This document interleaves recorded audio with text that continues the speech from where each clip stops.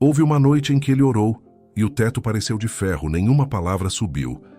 E foi exatamente ali, no silêncio mais cruel, que Deus começou a arrancar da mente dele tudo o que não vinha do céu. Ele não sabia mais orar naquela noite. As palavras que antes vinham fáceis, quase automáticas, tinham secado na garganta, e o que restava era um vazio pesado, um teto que parecia de ferro. E foi justamente ali, no ponto mais baixo, que algo começou a se mover. Porque quando Deus decide purificar uma mente, Ele não começa acendendo luzes bonitas. Ele começa apagando as falsas. Existe uma diferença enorme entre uma mente ocupada com Deus e uma mente purificada por Deus. A primeira pode estar cheia de versículos decorados, de frases bonitas, de hábitos religiosos repetidos há anos. A segunda foi quebrada, revirada, exposta. E é sobre essa segunda que eu preciso te falar hoje, porque é essa que o céu está buscando formar em você. Charles Spurgeon, o homem que pregou para milhares em Londres sem microfone, sem tecnologia, apenas com a força da palavra e a unção que vinha sobre ele, dizia algo que atravessa séculos: que o coração humano é como um jardim onde crescem ervas daninhas se ninguém cuida dele, e que Deus, quando entra nesse jardim, não vem apenas para plantar flores novas. Ele vem primeiro para arrancar pela raiz aquilo que nunca deveria estar ali. Spurgeon pregava com uma honestidade que incomodava, porque ele sabia que o avivamento real nunca começa nas circunstâncias externas. Começa dentro da cabeça de um homem, dentro dos pensamentos de uma mulher, num lugar que ninguém mais enxerga além de Deus. E é exatamente aí que a purificação começa primeiro, nos pensamentos escondidos, não nas ações visíveis, não na aparência religiosa que você mostra no domingo, mas naquilo que passa pela sua mente quando ninguém está olhando. Aquele pensamento de inveja que você disfarça de admiração. Aquela mágoa antiga que você chama de já superei, mas que ainda dói quando o nome da pessoa é mencionado. Aquele medo que você esconde atrás de uma fé que parece forte por fora, mas treme por dentro. O livro de Provérbios, no capítulo 4, versículo 23, traz uma ordem que muita gente lê rápido demais. Guarda o teu coração com toda a diligência, porque dele procedem as fontes da vida. Repare que a Escritura não fala primeiro sobre guardar as mãos, nem guardar a boca.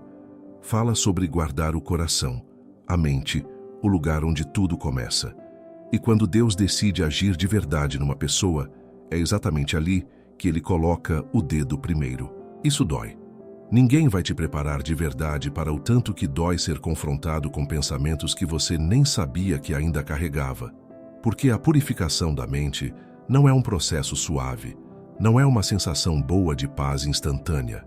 Às vezes, ela chega como uma insônia estranha, onde memórias antigas voltam com força total. Às vezes, chega como uma inquietação durante a oração, quando você tenta falar com Deus sobre uma coisa e Ele insiste em trazer à tona outra, bem mais desconfortável. Muita gente confunde esse processo com abandono espiritual. Acha que Deus se afastou, que a fé esfriou, que alguma coisa quebrou na relação com o céu. Mas não é isso. É justamente o contrário. É a prova de que Deus está mais próximo do que nunca, tão próximo que Ele consegue enxergar o que está guardado nos cantos mais escuros da sua mente. E ama você o suficiente para não deixar esses cantos continuarem escuros. O apóstolo Paulo, na carta aos Romanos, capítulo 12, versículo 2, escreveu uma frase que resume esse processo com uma clareza impressionante. Não vos conformeis com este século, mas transformai-vos pela renovação da vossa mente. Renovação. Não é reforma superficial, não é um verniz novo sobre uma estrutura velha. É renovação de verdade, que só acontece quando o que estava podre é retirado antes de qualquer coisa nova ser colocada no lugar. E é por isso que o primeiro sinal de que Deus está purificando sua mente costuma ser desconforto, não paz. Antes de vir a paz que excede todo o entendimento, vem a inquietação que revela o que precisa mudar. Antes da clareza espiritual, vem a confusão de perceber que você via as coisas de um jeito torto por anos e nem percebia. Antes da liberdade, vem o incômodo de reconhecer as correntes que você mesmo ajudou a forjar com pensamentos que nunca foram entregues a Deus. Se você está sentindo isso agora, se sua mente parece um campo de batalha nas últimas semanas, se pensamentos que você achava enterrados voltaram a incomodar, respire fundo, porque isso não é sinal de fraqueza espiritual. É sinal de que o Espírito Santo está trabalhando exatamente onde mais importa, na raiz. Pense num agricultor que precisa preparar uma terra que ficou anos sem cultivo. Antes de qualquer semente boa ser plantada, é preciso arar, revirar o solo, tirar pedras, arrancar raízes velhas que continuam sugando o pouco de nutriente que sobrou. Ninguém planta trigo em cima de mato alto e espera a colheita. E a mente humana funciona parecido. Anos de mágoas guardadas, de comparações silenciosas, de amarguras disfarçadas de bom humor, formam um solo endurecido que precisa ser revirado antes que qualquer coisa nova cresça ali de verdade. Esse revirar dói, faz barulho, levanta poeira. Mas sem ele, a semente da palavra cai em terreno raso e não vinga. O rei Davi entendeu isso melhor do que muita gente entende hoje, mesmo com toda a informação disponível. No livro de Salmos, capítulo 139, versículos 23 e 24, ele fez uma oração que poucos têm coragem de repetir com sinceridade. Sonda-me, ó Deus, e conhece o meu coração. Prova-me e conhece os meus pensamentos, e vê se há em mim algum caminho mau, e guia-me pelo caminho eterno. Davi não pediu para Deus consertar apenas as circunstâncias ao redor dele. Ele pediu para ser sondado por dentro, mesmo sabendo o risco que isso trazia, porque ele já tinha aprendido, do jeito mais duro possível, que um coração não examinado é terreno fértil para a queda. Antes de seguirmos, quero te pedir uma coisa simples. Se essa palavra está tocando algo dentro de você, inscreva-se aqui no canal e ative o sininho, porque nas próximas partes eu vou te mostrar exatamente o que acontece depois que a mente começa a ser purificada e como reconhecer os sinais de que Deus está te preparando para algo novo. E se você sente que precisa de um caminho prático para viver isso todos os dias, não apenas ouvir sobre isso uma vez e esquecer, eu preparei um guia chamado 21 Dias para Restaurar Sua Intimidade com Deus. Não é uma fórmula mágica, é um roteiro de 21 dias pensado para quem está cansado de uma fé morna e quer voltar a sentir a presença de Deus de um jeito real, dia após dia, com orientações simples que caminham junto com você nesse processo de purificação que estamos conversando agora. O link está fixado no primeiro comentário e muita gente que já começou esses 21 dias me escreveu contando que foi o ponto de virada que precisava depois de anos de uma rotina espiritual vazia. Depois que a mente começa a ser revirada, vem uma sensação estranha que quase ninguém fala sobre nos púlpitos: a solidão. Não aquela solidão de estar fisicamente sozinho, mas uma solidão mais funda, a de perceber que as pessoas ao seu redor não entendem o que está acontecendo dentro de você. Você tenta explicar, tenta colocar em palavras aquele processo de limpeza interior e as frases saem tortas, incompletas, e quem escuta pensa que você está apenas cansado, ou estressado, ou passando por uma fase ruim. Mas não é uma fase, é um chamado para dentro. Esse é o segundo movimento que costuma acontecer quando Deus decide purificar uma mente. Ele afasta o barulho. Às vezes, literalmente, tirando você de ambientes que antes pareciam confortáveis. Às vezes, de um jeito mais sutil, fazendo com que conversas que antes te alimentavam agora pareçam vazias, superficiais, sem substância. Amizades que funcionavam bem quando sua vida espiritual era morna, começam a esfriar quando você começa a levar a sério demais essa busca. E isso assusta, porque o ser humano foi criado para viver em comunidade.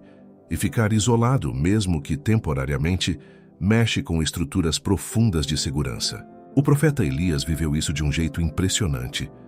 Depois de um dos maiores milagres da sua vida, no Monte Carmelo, ele foi parar sozinho debaixo de um zimbro, no deserto, pedindo para morrer.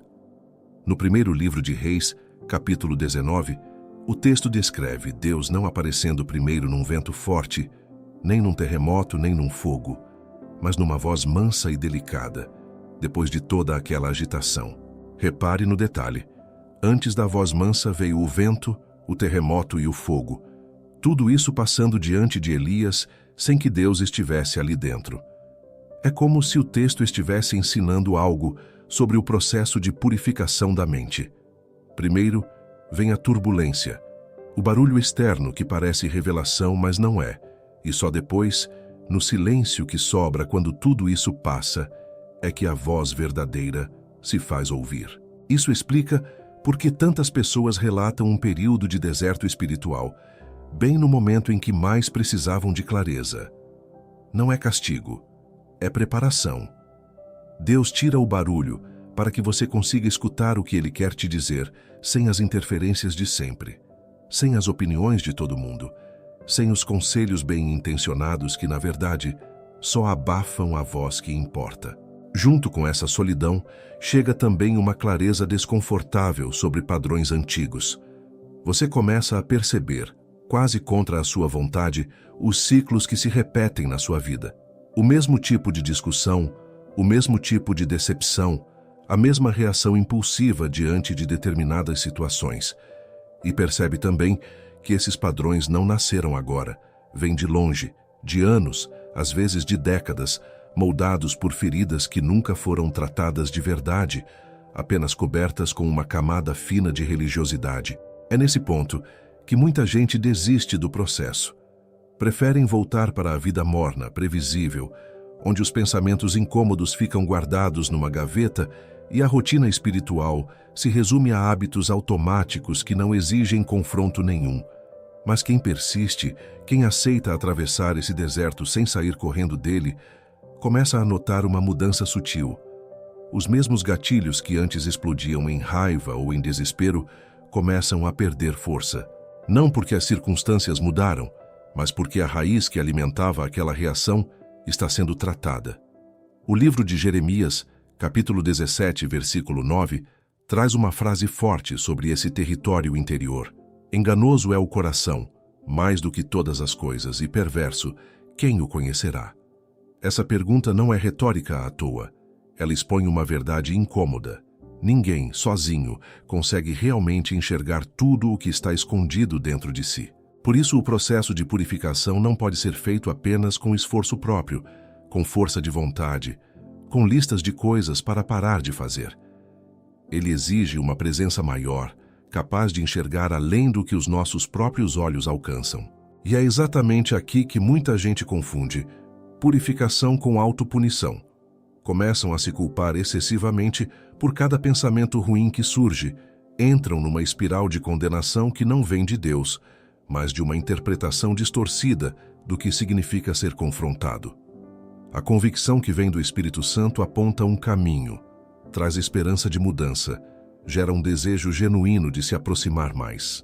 Já a condenação só aponta o dedo e deixa você paralisado, sem saída, repetindo os mesmos erros, porque perdeu a esperança de que algo diferente seja possível. Saber diferenciar essas duas vozes é fundamental nesse estágio do processo. Uma pergunta simples ajuda bastante. Esse pensamento que estou tendo agora me aproxima de Deus ou me afasta dele? Se aproxima, mesmo que doa, é convicção, é parte da purificação. Se afasta, se só gera desespero e vontade de desistir, não vem do céu, vem de outro lugar e precisa ser reconhecido como tal, recusado, entregue novamente a Deus em oração. Tem uma coisa curiosa que acontece durante esse deserto. As orações mudam de forma. No começo, a maioria pede para que o processo termine logo, para que a inquietação passe, para que a vida volte ao que era antes. Mas com o tempo, sem perceber, o pedido vai se transformando. Deixa de ser "tira isso de mim" e vira "me mostra o que ainda preciso ver". Essa mudança pequena, quase imperceptível, é um dos sinais mais confiáveis de que a purificação está avançando de verdade, porque revela um coração que parou de negociar com Deus e começou a confiar nele mesmo sem entender o tempo todo o que está acontecendo. Também é comum nessa fase sentir uma espécie de cansaço que não tem explicação física. Você dorme, descansa, mas ainda assim carrega um peso nos ombros, como se a alma estivesse fazendo um esforço que o corpo não consegue medir. Esse cansaço não deve ser confundido com falta de fé. Muitas vezes é exatamente o contrário. É o sinal de que uma luta interna profunda está sendo travada. Uma luta que não aparece nas redes sociais, que ninguém aplaude, mas que decide o rumo de tudo o que vem depois na sua caminhada com Deus. Essa fase de solidão, deserto e confronto com padrões antigos costuma ser mais longa do que qualquer pessoa gostaria. Não existe um prazo fixo, uma fórmula de 30 dias que garanta o fim do processo. Cada mente carrega uma história diferente, feridas de tamanhos diferentes, camadas que precisam ser retiradas numa ordem que só Deus conhece. Mas há algo que permanece igual para todo mundo que atravessa esse caminho. Quem persiste sai do outro lado enxergando a própria vida e principalmente os próprios pensamentos, de um jeito completamente diferente de como enxergava antes. Depois do deserto vem uma etapa que poucos esperam: a guerra pelos pensamentos que ainda não foram tratados. Porque purificação não é um evento único, uma cirurgia rápida que resolve tudo de uma vez. É um processo em camadas, e assim que uma camada é removida, outra aparece logo abaixo, exigindo atenção, exigindo entrega. E é justamente nesse ponto que muita gente se assusta, achando que regrediu, que voltou ao começo, quando na verdade só está enfrentando um andar mais profundo da mesma construção. Você já deve ter notado como certos pensamentos voltam com uma força que parece maior do que antes, logo depois de um período de vitória espiritual. Isso não é coincidência e também não significa fraqueza. Existe uma resistência natural, quase física, que a mente oferece quando está prestes a abandonar padrões antigos que serviram por anos como mecanismo de defesa. O pensamento de rejeição que te protegia de se machucar de novo, a desconfiança que evitava decepções repetidas, o orgulho que disfarçava uma insegurança profunda. Tudo isso, mesmo sendo prejudicial, cumpria uma função na sua vida, e abandonar essa função gera um vazio que precisa ser preenchido por outra coisa, ou a mente volta correndo para o que já conhecia. O apóstolo Paulo escreveu, na segunda carta aos Coríntios, capítulo 10, versículos 4 e 5, sobre armas que não são carnais, mas poderosas em Deus para destruir fortalezas, derrubando raciocínios e toda altivez que se levanta contra o conhecimento de Deus, e levando cativo todo pensamento à obediência de Cristo. Repare na palavra fortaleza. Paulo não está falando de um pensamento isolado, passageiro, mas de estruturas inteiras construídas ao longo de anos, sustentadas por repetição, por convicções erradas que se tornaram tão familiares que passaram a parecer verdade absoluta. Derrubar uma fortaleza é diferente de simplesmente ignorar um pensamento ruim. Uma fortaleza tem fundação, tem história, tem justificativas que parecem lógicas. Alguém que carrega uma fortaleza de rejeição, por exemplo, vai encontrar argumentos convincentes para provar que realmente não é amado, que as pessoas realmente vão embora, que confiar realmente traz dor. E cada nova decepção da vida, mesmo pequena, alimenta essa fortaleza, dá mais tijolos para a construção continuar crescendo. É por isso que a purificação nesse estágio exige mais do que boa vontade. Exige um processo consciente de identificar qual fortaleza está sendo tratada, entender de onde ela veio e escolher, repetidamente, entregar esse território a Deus em vez de reconstruí-lo automaticamente a cada gatilho. Isso não acontece numa única oração emocionada num culto de domingo. Acontece nas escolhas pequenas, silenciosas, que ninguém vê. Escolher não alimentar aquele pensamento de comparação às 3 da manhã. Escolher não responder àquela mágoa com outra mágoa. Escolher lembrar de uma promessa de Deus no exato momento em que a mente insiste em lembrar de uma decepção antiga. Tem um detalhe importante nesse processo que precisa ficar claro. Sentir o pensamento não é o mesmo que pecar. Muita gente vive atormentada, achando que só por sentir uma tentação ou um pensamento ruim passar pela cabeça, já falhou espiritualmente. Mas o combate não está em nunca sentir, está em não abrigar. É a diferença entre um pássaro que voa sobre sua cabeça e um pássaro que constrói um ninho nos seus cabelos. O primeiro é inevitável, faz parte de viver num mundo quebrado. O segundo é escolha. É permissão repetida. E existe uma ferramenta simples, quase esquecida, que ajuda demais nessa hora. Substituir em vez de apenas resistir. Tentar apenas não pensar em algo, sem colocar nada no lugar, quase sempre fracassa, porque a mente precisa de conteúdo. Ela não suporta o vazio por muito tempo. Por isso, quando um pensamento de condenação aparece, o caminho não é só brigar contra ele, é trazer imediatamente uma verdade concreta da palavra para substituir o espaço que ele estava ocupando.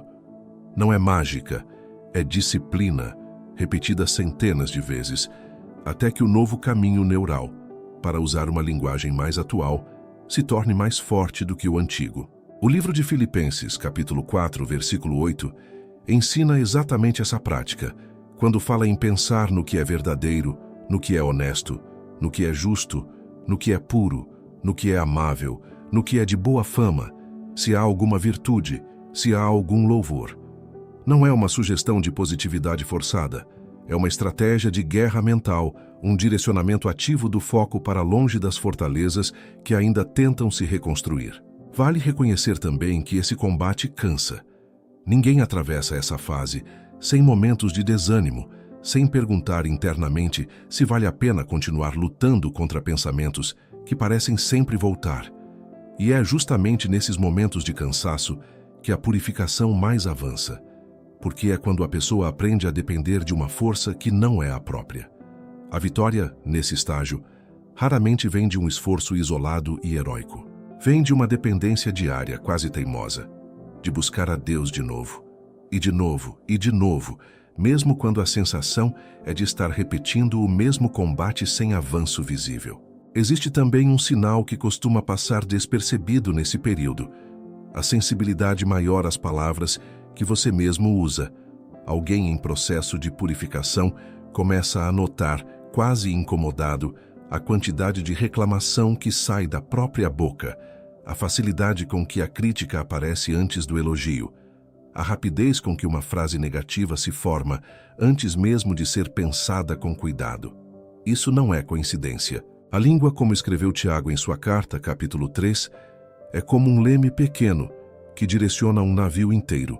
E quando a mente começa a mudar de verdade, a boca é uma das primeiras a denunciar o que ainda precisa ser trabalhado, ou a confirmar o que já foi conquistado. Algumas pessoas nesse estágio relatam sonhos mais intensos, memórias antigas que voltam com clareza em comum, situações do passado que pareciam esquecidas e que ressurgem quase pedindo para serem revisitadas com os olhos de agora, não mais com a dor de quando aconteceram.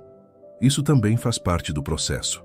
A mente, ao ser purificada, revisita arquivos antigos não para reabrir feridas sem propósito, mas para permitir que Deus toque exatamente onde a cura ainda não tinha chegado por completo. Há também uma mudança silenciosa na forma de reagir às provocações do dia a dia.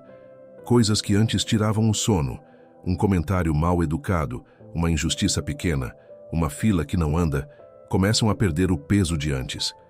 Não porque a pessoa ficou indiferente, mas porque uma parte considerável da energia mental, que antes era gasta alimentando ofensas e ruminações, agora está sendo redirecionada para algo mais estável.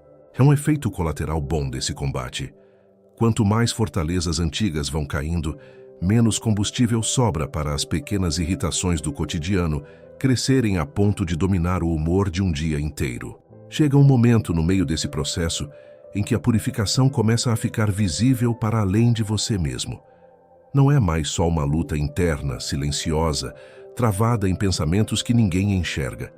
Ela começa a aparecer nas atitudes, nas respostas, na forma como você trata as pessoas ao redor, mesmo quando elas não fazem por merecer.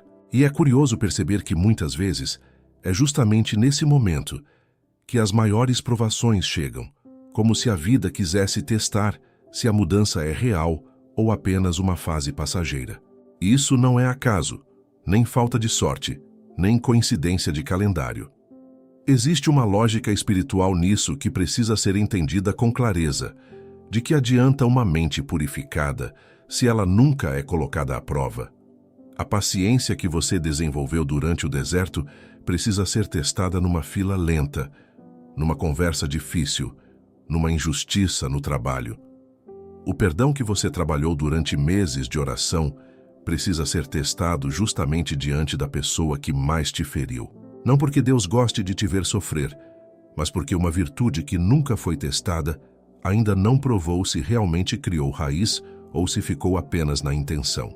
O livro de Tiago, capítulo 1, versículos 2 a 4, fala sobre considerar motivo de grande alegria quando nos encontramos em meio a provas, sabendo que a prova da fé produz perseverança e que a perseverança precisa completar sua obra para que sejamos íntegros sem falta de nada. Repare que o texto não promete a ausência de provas para quem está sendo purificado. Promete algo diferente, que a prova, quando atravessada com fé, produz uma integridade que não existiria de outro jeito. Não existe atalho para essa maturidade. Ela se forma exatamente no atrito, não na ausência dele. E é nesse ponto que muita gente comete um erro comum. Acha que por estar num processo espiritual mais profundo, as dificuldades deveriam diminuir, deveriam ficar mais fáceis. Mas o que geralmente acontece é o contrário.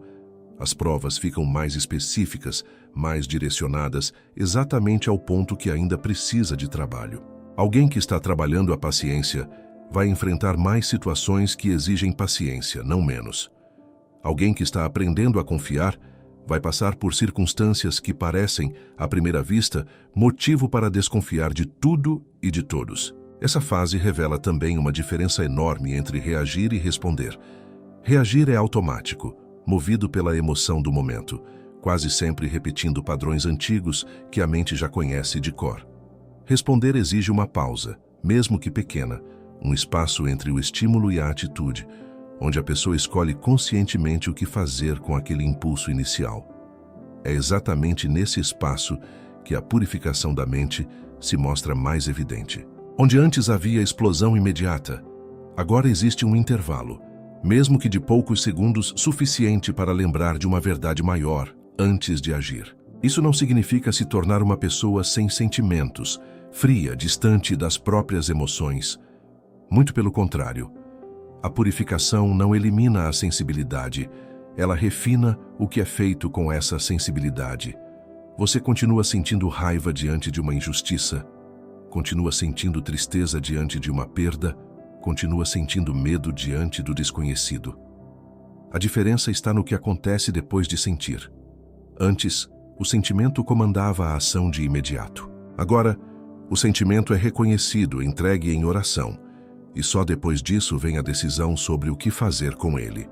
O rei Salomão escreveu, no livro de Provérbios, capítulo 16, versículo 32, que melhor é o longânimo do que o valente, e o que domina o seu espírito do que o que toma uma cidade. Numa época que valoriza conquistas visíveis, sucesso rápido, resultados imediatos, essa frase carrega uma sabedoria que incomoda por ser tão contrária ao que o mundo ensina. Dominar o próprio espírito é apresentado como uma conquista maior do que qualquer vitória externa. E é exatamente isso que a purificação da mente vai produzindo aos poucos, sem pressa, sem cerimônia. Alguém capaz de vencer batalhas que ninguém vê, muito antes de vencer qualquer batalha que os outros aplaudem. Não existe aplauso humano para esse tipo de vitória, porque ela acontece longe das câmeras, longe dos testemunhos públicos, num campo de batalha que só Deus e a própria pessoa conseguem enxergar de verdade. Também é comum nessa fase notar uma mudança na maneira de orar. As orações deixam de ser apenas listas de pedidos e passam a incluir mais silêncio, mais escuta, mais espaço para simplesmente estar na presença de Deus sem exigir respostas imediatas. Essa mudança reflete diretamente o estado da mente. Uma mente que ainda está agitada demais busca respostas rápidas, soluções instantâneas. Uma mente que está sendo purificada aprende, aos poucos, a suportar o tempo de espera sem desesperar, confiando que o processo, mesmo lento, está sendo conduzido por alguém que enxerga além do momento presente. Outra marca dessa fase é a diminuição gradual da necessidade de aprovação alheia. Isso acontece de um jeito quase imperceptível no começo, Você se pega numa situação em que, antes, passaria horas remoendo o que alguém pensou de uma atitude sua e percebe que aquele peso já não existe do mesmo jeito. Não é indiferença aos outros, é uma segurança nova, construída aos poucos, vinda de um lugar mais estável do que a opinião alheia. Quanto mais a mente é purificada dos pensamentos que dependiam da validação externa para se sentir bem, mais espaço sobra para uma paz que não depende de circunstância nenhuma para existir. Vale destacar também que essa fase costuma revelar quem realmente caminha ao seu lado. Algumas amizades, que pareciam sólidas quando tudo era superficial, não resistem ao amadurecimento que está acontecendo em você.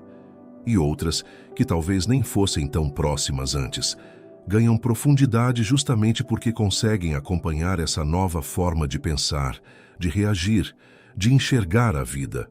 Isso não deve ser motivo de tristeza permanente, mas de gratidão, porque uma mente purificada atrai, com o tempo, relações que também caminham na mesma direção espiritual.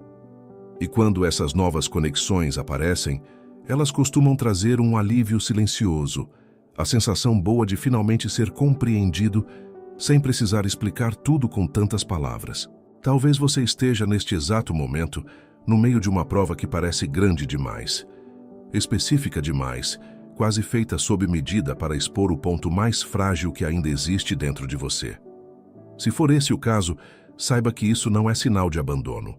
É sinal de que o processo está avançando para uma fase de confirmação, onde aquilo que foi trabalhado em segredo, na solidão, no combate silencioso dos pensamentos, agora está sendo testado à luz do dia, para se tornar não apenas uma crença, mas um caráter formado de verdade. Depois de atravessar o deserto, o combate silencioso e as provas que testaram o que estava sendo formado, chega uma fase que muita gente nem sabia que existia: a estabilidade. Não é euforia, não é um sentimento de vitória constante, é algo mais discreto e ao mesmo tempo mais sólido do que qualquer emoção passageira. É a sensação de estar em pé, firme, mesmo quando o chão ao redor continua balançando. Essa estabilidade não significa que os problemas acabaram. As contas continuam chegando, os relacionamentos continuam exigindo esforço, o corpo continua envelhecendo, as notícias continuam trazendo motivos de preocupação. O que muda é a forma como a mente processa tudo isso. Onde antes uma notícia ruim conseguia dominar o humor de uma semana inteira, agora existe uma capacidade nova de sentir o impacto, reconhecer a dor e ainda assim continuar de pé, sem que aquilo defina o estado interior por completo. O profeta Isaías descreveu essa realidade de um jeito que atravessa gerações e ainda faz sentido hoje, apesar de todo o tempo que separa aquela época da nossa. No capítulo 26, versículo 3, ele escreveu que conservarás em paz aquele cuja mente está firme em ti porque em ti confia.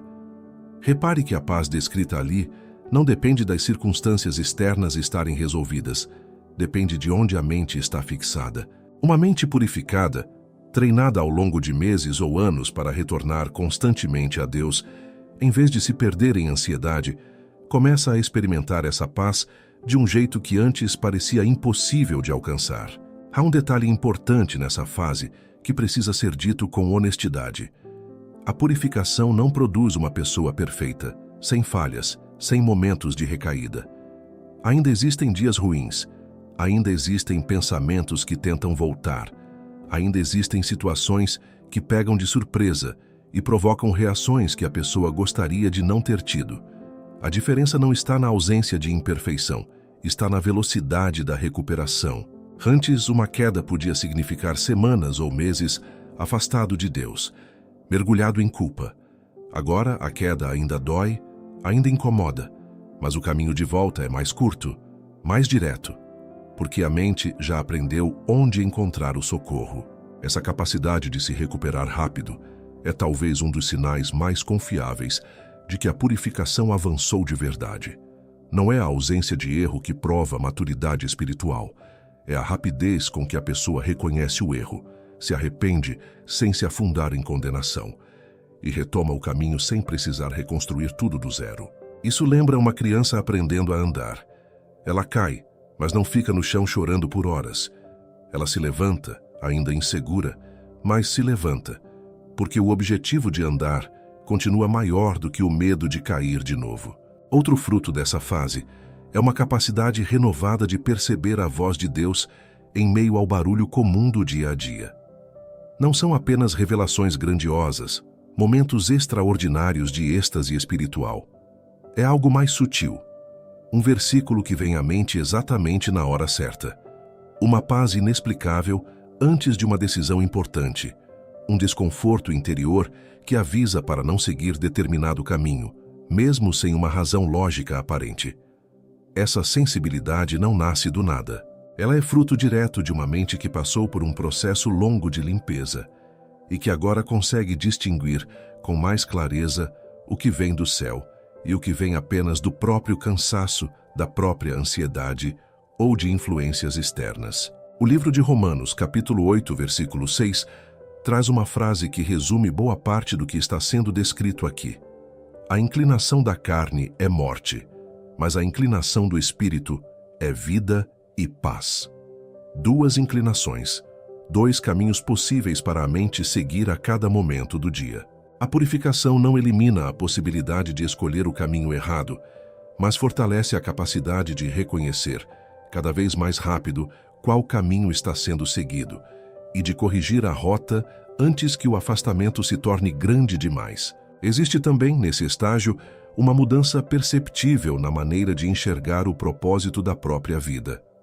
Antes, muitas pessoas vivem buscando um chamado grandioso, um momento único que vai definir tudo, uma missão espetacular que justifique a existência.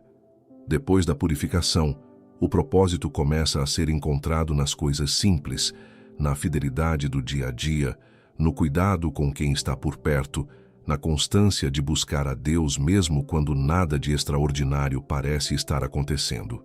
Essa mudança de perspectiva sozinha já é capaz de trazer uma satisfação que anos de busca por reconhecimento nunca conseguiram entregar. Junto com essa nova forma de enxergar o propósito, aparece também uma generosidade diferente no trato com as fraquezas alheias. Alguém que passou pelo próprio processo de purificação, que sentiu na pele o quanto dói ser confrontado por dentro, costuma desenvolver uma paciência maior com quem ainda está no início dessa jornada. Deixa de julgar rapidamente os erros dos outros, porque lembra do próprio caminho, das próprias quedas, das próprias fortalezas que levaram tempo para cair. Essa mudança de postura, silenciosa e quase invisível, transforma relacionamentos inteiros, porque tira da equação a cobrança excessiva e coloca no lugar uma compaixão que antes não existia da mesma forma. Há ainda um efeito prático dessa fase que merece ser mencionado. As decisões importantes da vida começam a ser tomadas com menos ansiedade e mais discernimento. Antes, decisões grandes vinham acompanhadas de noites mal dormidas, de listas intermináveis de prós e contras, de uma pressa quase desesperada por certeza absoluta. Agora, mesmo sem toda a certeza que gostaria de ter, a pessoa consegue caminhar apoiada numa confiança que não depende de enxergar o caminho inteiro, apenas o próximo passo. Essa é, talvez, uma das transformações mais práticas de toda a purificação. Sair da paralisia da dúvida excessiva para uma fé que caminha, mesmo sem ver tudo com antecedência. É por isso que, quando alguém pergunta como saber se a mente realmente está sendo purificada, a resposta raramente está em experiências espetaculares. Está numa paz que permanece mesmo diante da tempestade, numa capacidade de amar pessoas difíceis sem perder a própria identidade nesse processo, numa clareza que separa o que é urgente do que é realmente importante, e numa intimidade com Deus que não depende mais de sentimentos passageiros para se manter firme dia após dia, ano após ano, até o fim da caminhada. E se você reconheceu ao longo dessas partes alguns desses sinais já começando a aparecer na sua própria vida, isso não é coincidência, é o Espírito Santo confirmando que o trabalho, mesmo silencioso, mesmo doloroso em vários momentos, está produzindo exatamente o que Deus prometeu desde o início. Chegar até aqui já diz muito sobre o que Deus está fazendo dentro de você. E eu quero te agradecer de coração por ter caminhado comigo até este ponto. Se essa palavra tocou algum lugar escondido da sua mente, se você reconheceu sinais desse processo na sua própria vida, deixa isso escrito nos comentários. Quero muito ler o que ficou com você hoje.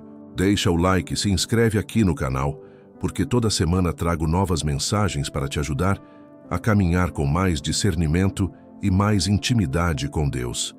E se você quer um caminho prático para viver isso todos os dias, o guia 21 dias para restaurar sua intimidade com Deus está te esperando no link fixado no primeiro comentário. Nos vemos no próximo vídeo.